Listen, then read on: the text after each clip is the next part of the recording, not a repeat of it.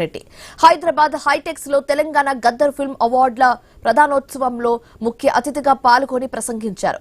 అత్యాధునిక సాంకేతిక పరిజ్ఞానం తెలంగాణలో అందుబాటులో ఉందని తెలిపారు. నెట్ఫ్లిక్స్ హైదరాబాద్ లో జీసీసీ పెట్టిందంటే హాలీవుడ్ ఇక్కడికి వచ్చినట్టేనని అన్నారు సీఎం రేవంత్ రెడ్డి.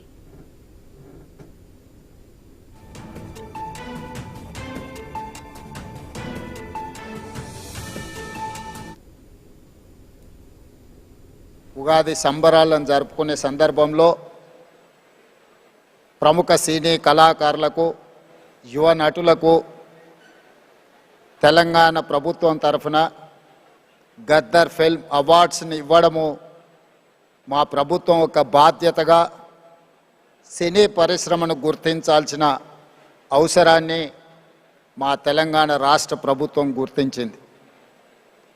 తెలంగాణ రాష్ట్రము హైదరాబాద్ నగరం అంటే ఐటీ పరిశ్రమలకు, ఫార్మా పరిశ్రమలకు, హైదరాబాద్ బిర్యానీకి గుర్తింపే కాదు, దేశ స్థాయిలో సినీ పరిశ్రమకు హైదరాబాద్ ఒక కేంద్రంగా రాణించబోతుంది, రాణించాలి అని చెప్పి ఈనాడు తెలంగాణ రాష్ట్ర ప్రభుత్వం భావిస్తున్నది.